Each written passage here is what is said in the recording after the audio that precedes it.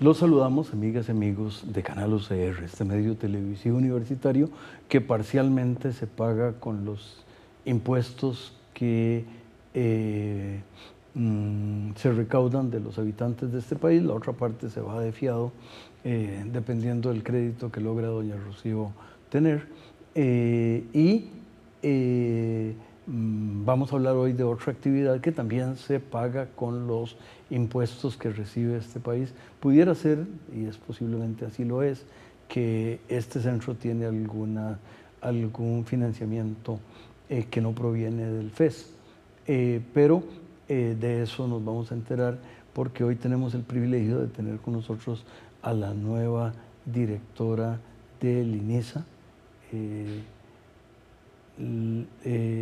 a la directora del INISA.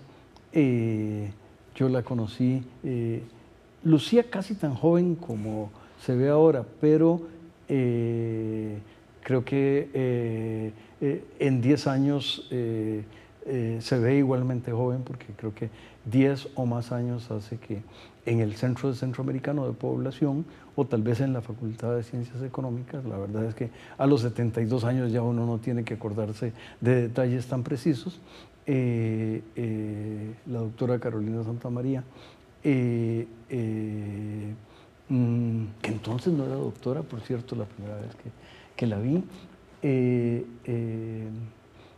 y además tengo que confesar que nos apoyó en algunas de las cosas que en esa época hacíamos, su trabajo es importante tanto para el Centro Centroamericano como para lo que un economista puede entender de temas tan importantes, pero de eso hablaremos y de otras cosas una vez que el canal nos invite a regresar.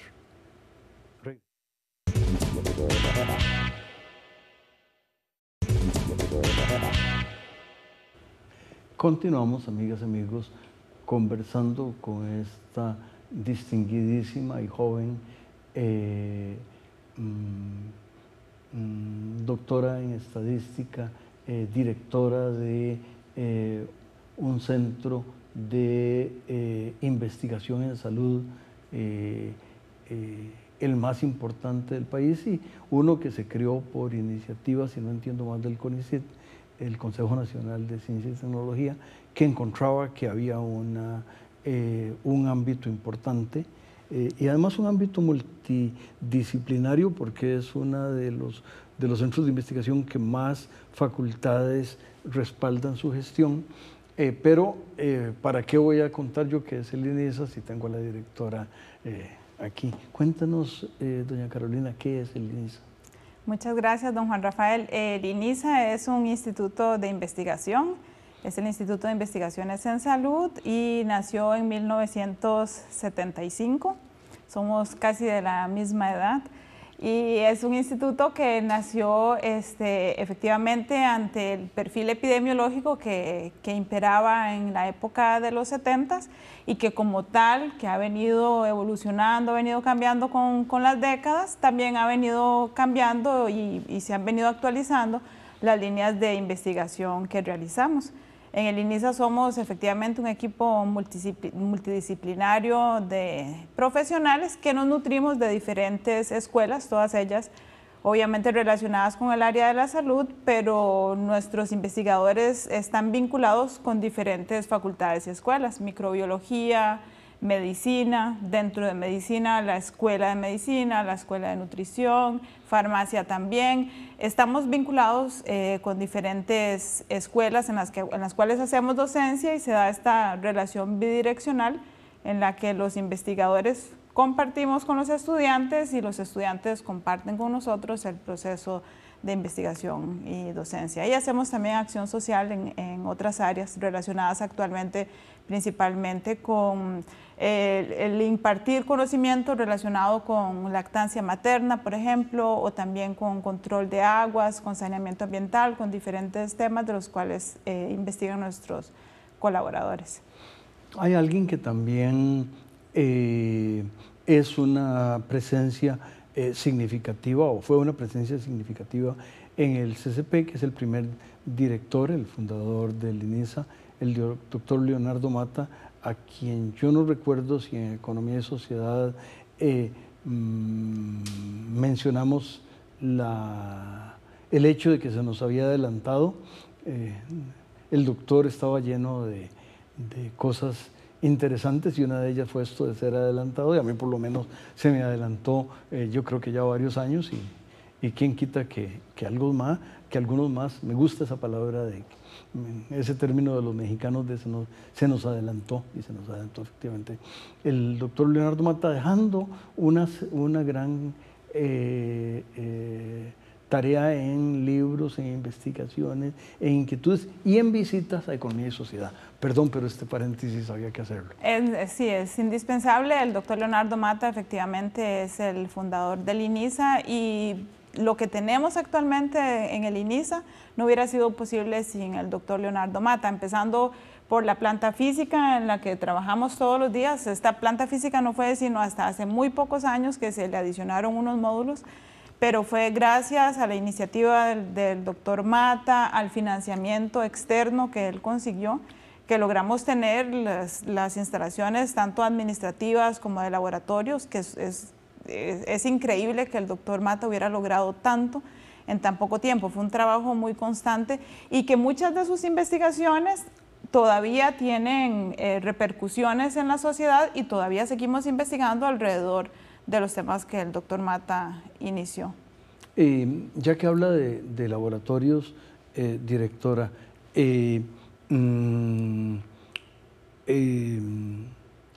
uno podría pensar, y usted cuando era estudiante de pregrado, sabía que había ahí en el segundo piso del edificio una cosa que se llamaba el Instituto de Investigaciones en Ciencias Económicas, y si preguntaba dónde estaban los laboratorios, no había en ninguna parte. Ninguna de las 4 carreras universitarias que tienen lugar ahí, incluyendo la suya propia, que es estadística, tienen laboratorios en el sentido de los laboratorios que ustedes tienen. Cuéntenos un poquito de los laboratorios del INISA. Claro, el INISA tiene laboratorios que son de alta tecnología por los diferentes procesos que nosotros investigamos. Nosotros estamos divididos en 4 secciones y programas. Uno de ellos es genética, el otro es el programa de cáncer, el otro es la sección de infección nutrición, que fue la línea que inició el doctor Leonardo Mata, y el programa de investigación en envejecimiento. Los 3 primeros que mencioné, genética, cáncer y el programa de infección, la sección de infección y nutrición, todos ellos tienen laboratorios de diferentes índoles. El de genética, por supuesto, tiene laboratorios que tienen que ver con clonaje, que tienen que ver con procesos propios del ADN y del ARN, con visualización, por ejemplo, de células que han sido irradiadas, células que provienen de personas y que fueron irradiadas, personas que trabajan, por ejemplo, en servicios de salud y reciben radiaciones a lo largo de su trabajo. Son diferentes procesos que tienen que ver con todo el análisis genético que hacemos en los diferentes proyectos. Tenemos también los laboratorios que son de la sección de infección y nutrición. Algunos de ellos sirven para el análisis de aguas. Determinamos la cantidad de virus y de bacterias que hay en las aguas antes y después de tratarlas. También tenemos laboratorios que son utilizados y que pueden ser utilizados para análisis de alimentos. Entonces, la índole de los laboratorios, por ejemplo, que usamos en la sección de infección y nutrición, tienen que ver más con el ámbito microbiológico. Los que usamos en genética, pues obviamente tienen más que ver con procesos de análisis genético. Y por parte del programa de investigación en cáncer, tenemos también laboratorios que son utilizados en diferentes partes de la investigación, sobre todo lo que más ha concentrado el interés de la sección del programa de cáncer en el INISA ha sido la relación que tiene la bacteria Helicobacter pylori con el cáncer gástrico en el país. Entonces tenemos cultivos, tenemos diferentes tipos de análisis, todos ellos son laboratorios especializados, por supuesto con equipo especializado y con una alta inversión también en lo que es el tema de todos los reactivos de laboratorio que se requieren, ¿verdad? Analistas, técnicos que trabajan de la mano con los investigadores para llevar a cabo estos procesos. El programa de investigación de envejecimiento, que fue el cuarto que mencioné, no tiene laboratorios propiamente dichos en el instituto, pero sí tiene una oficina que es grande, que es especial por las características de este programa, que es un programa inter y transdisciplinario que involucra profesionales de diferentes ramas, pero que nuestro quehacer se ha dado en los últimos años en una comunidad específica, que es en los guíos de desamparados. Entonces, ese quehacer lo realizamos en la comunidad y no en los laboratorios. Tenemos otros también proyectos que se realizan en comunidades, pero básicamente los tres primeros secciones y programas son los que abarcan nuestros laboratorios. Y estos laboratorios, a su vez, son utilizados por la comunidad estudiantil, por todos los estudiantes que realizan ya sean horas asistente o bien sus tesis de licenciatura o de maestría o de doctorado con nuestros investigadores. O tenemos también el proceso en el que hay personas que ingresan como asistentes o ingresan haciendo horas estudiante, pasan a hacer horas asistente, terminan involucrándose en alguno de los proyectos y probablemente haciendo sus tesis de licenciatura o de maestría con nosotros. Bueno, no sé si omití o no el tema, pero ahora que usted menciona los guíos en desamparados, valga la pena recordar que sus primeras etapas de la educación, la primaria y la secundaria, ocurrieron en desamparados, de manera que este mundo es pequeñito y redondo y una tarea tan importante como esa la llevó, sin que usted lo hubiera dispuesto, a su cantón de nacimiento.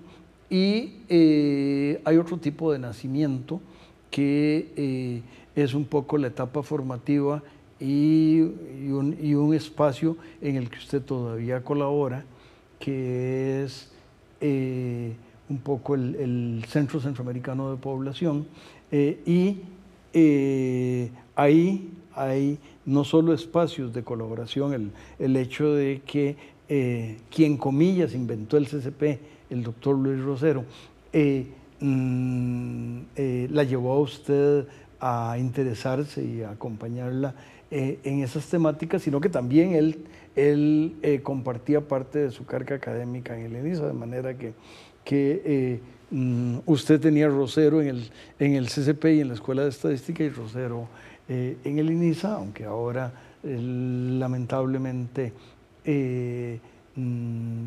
está reposando un poco por un proceso biológico de mejoramiento de su salud, me refiero al doctor Rosero, pero de cáncer y de envejecimiento, no del mío, que es trivial, hablaremos una vez que el canal nos invite a hacerlo.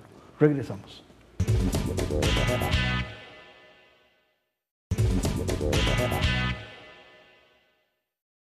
Continuamos, amigas y amigos, conversando con la doctora Santamaría, y una de las cosas importantes, y lo quiero destacar, es que así como yo digo que se usan los impuestos para acción social, que es este espacio de comunicación con la comunidad, los impuestos también se usan para que jóvenes como la doctora Santamaría pues haya recibido su educación universitaria, le ha apoyado al menos parcialmente, y esa parte no es crucial, la propia universidad en su proceso de doctorado, le apoyó en su proceso de postdoctorado, ella tiene un postdoctorado en Francia, y le apoya en su centro de investigación donde, si yo no entiendo, y corríjame si me equivoco, cáncer y envejecimiento son las dos áreas en las que la doctora investiga de manera más significativa, de manera que los impuestos son duros, son amargos, pero hay que pagarlos porque, sí, porque funcionan en cosas tan importantes como el INISA y la doctora. Muchas gracias. Sí, y retomando el tema de los impuestos, yo además soy orgullosamente la hija de un taxista y de una ama de casa que se dedicaron a trabajar en lo que pudieron desde siempre y que me apoyaron para que yo fuera a la escuela primaria, que tuve el honor de asistir en Desamparados a la escuela primaria pública, al colegio público, a la universidad pública, y efectivamente ahora estoy en la etapa en la que estoy retribuyendo a la sociedad esta inversión que hizo en mí desde que entré al jardín de niños hasta que hice mi postdoctorado. Entonces, efectivamente, uno cuando se involucra y devuelve a la sociedad esta inversión, pues uno trata de hacer, o por lo menos lo que ha guiado mi investigación, son temas que tengan, o que yo perciba que tenga tanto impacto en la sociedad como sea posible. Y efectivamente, en lo que me he dedicado en los últimos años es a la investigación en dos grandes temas, en cáncer y en envejecimiento poblacional. Y principalmente, ¿por qué? Porque es la realidad demográfica que nos rige. Estamos en una etapa de la transición demográfica, en una etapa del crecimiento poblacional en la que cada vez tenemos más adultos mayores y estamos migrando hacia eso, y necesitamos responder efectivamente a las dolencias propias de la edad adulta mayor. Entonces, la idea de mi investigación es impactar de manera que tengamos evidencia para tomar decisiones desde los gobiernos que puedan mejorar la situación de la población adulta mayor, que probablemente todos lleguemos hasta, o muchos, un alto porcentaje de nosotros lleguemos hasta la edad adulta mayor y tengamos que enfrentar situaciones en las que nos va a aliviar la carga, tener mejores sistemas de salud, tener mejores tratamientos, tener un panorama que nos permita una mejor calidad de vida. Entonces, en el fondo, estas dos grandes áreas, el cáncer y el envejecimiento poblacional, pues yo las he ido tomando a lo largo del camino, me he ido enamorando de estos temas, porque pienso que tienen impacto a nivel poblacional en un gran volumen de personas. Me encanta el verbo que usted usó, me he enamorado de mis temas de investigación. Qué importante y qué rico para usted que haya sido un campo de amor correspondido, porque su tesis doctoral, y si no entiendo mal su postdoc, tienen que ver con esos temas. Y tal vez, si quiere, como postdoc es algo, sí, bueno, en la jerga universitaria se dice postdoc, que es trabajo académico después del doctorado académico. Perdón para las amigas y amigos que no están tan familiarizados con esos temas. Cuéntenos tal vez un poquito de su investigación y cómo fue su postdoctorado. Bueno, mi postdoctorado lo hice en la Agencia Internacional de Investigación en Cáncer, que pertenece a la Organización Mundial de la Salud, y fue una oportunidad para analizar temas que yo ya venía investigando aquí en Costa Rica con el proyecto CRELES. Cuéntanos qué es CRELES. Sí, CRELES significa Costa Rica, Estudio de Longevidad y Envejecimiento Saludable. Es un estudio muy grande, muy importante, que ha requerido gran inversión y del cual hemos sacado muchos frutos, que involucra a la población adulta mayor costarricense de todo el país. Y los resultados que obtenemos de este estudio son aplicables a todo el país, y de ahí es de donde nace su importancia. Con los datos del estudio CRELES, yo había venido estudiando asociaciones entre la obesidad y los diferentes resultados de salud. Cuando hice mi doctorado, me centré en el efecto que tiene la diabetes en términos de mortalidad. ¿Cuánta vida le resta a una persona adulta mayor tener diabetes? Entonces, para el postdoctorado, lo que yo quería era ir un poco más hacia atrás en esa cascada de eventos que ocurren, y es que casi siempre las personas que desarrollan diabetes tuvieron como factor de riesgo la obesidad. Entonces, lo que hice a nivel del postdoctorado fue tal vez irme un poco más atrás y analizar los determinantes de la obesidad. Lo que quería saber era qué tanto la obesidad estaba ligada con una vida más corta o con una vida con menor calidad para las personas que han tenido obesidad. Casi siempre es muy difícil salirse cuando uno ha tenido obesidad desde pequeño. Entre más temprano haya sido obeso, más difícil es dejar de serlo. Entonces, lo que quería ver con mi estudio de postdoctorado era cuál era esa asociación que existía entre la obesidad y los diferentes niveles de mortalidad.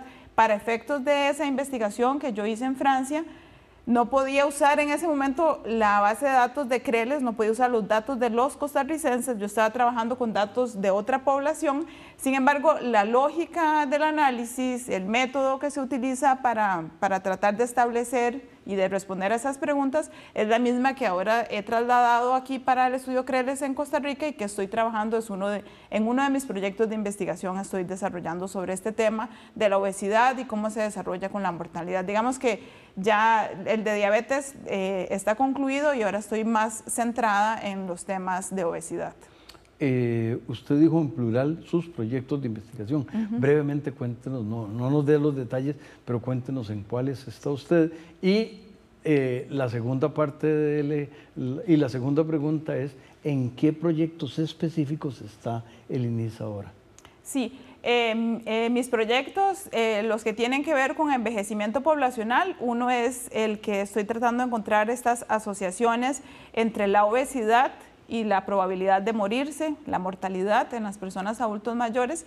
Otros, los que tienen que ver con temas más relacionados con cáncer, lo que me tiene ahorita más ocupada y que me apasiona también es el tema de la exposición ambiental a plaguicidas y cómo esta exposición ambiental a plaguicidas está relacionada con ciertos tipos de cánceres, sobre todo los que son de tipo hormonal, como por ejemplo el cáncer de mama o el cáncer de próstata.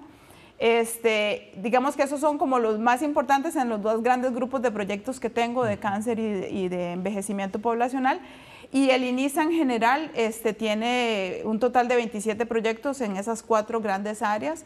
Los de genética, tenemos todo un conjunto de proyectos en genética, un cuerpo muy importante de investigación que se está desarrollando tiene que ver con la distrofia miotónica, que es una enfermedad degenerativa, y tenemos años analizando una cohorte, un grupo de una generación de personas que tienen esta enfermedad en el país, y ahora estamos avanzando hacia el uso de, por ejemplo, de extractos de la mora, que funcionan como antioxidantes, para tratar de encontrar alternativas al tratamiento de la distrofia miotónica en Costa Rica. En genética no solo estudiamos distrofia miotónica, tenemos también otras enfermedades y otras condiciones, como por ejemplo lo que mencionaba anteriormente de la dosimetría biológica, que es la medición de las dosis de radiación que reciben las personas que están por su ocupación expuestas a radiaciones, y otra serie de proyectos.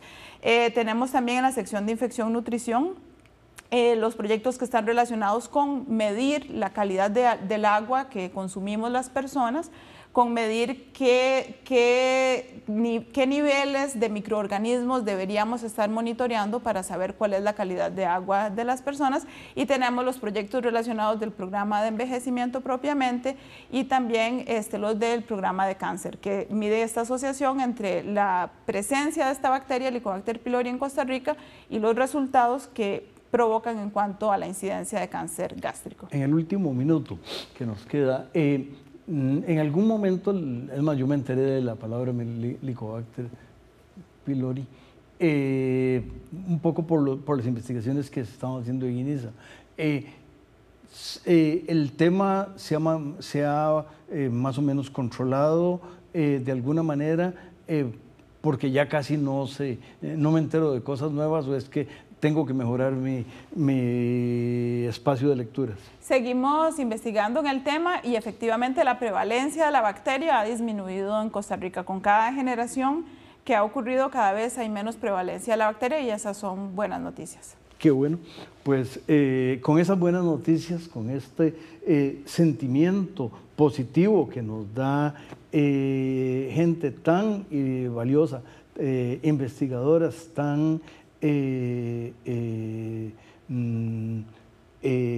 comprometidas con temas importantes, y déjenme decir además, porque a mí me da mucho gusto cada vez que una mujer está en una tarea importante y haciéndolo bien.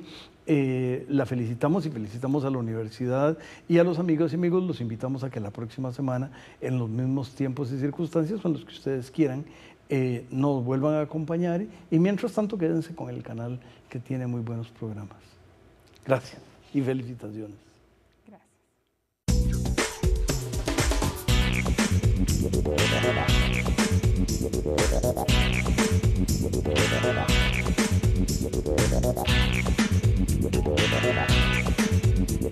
Gracias.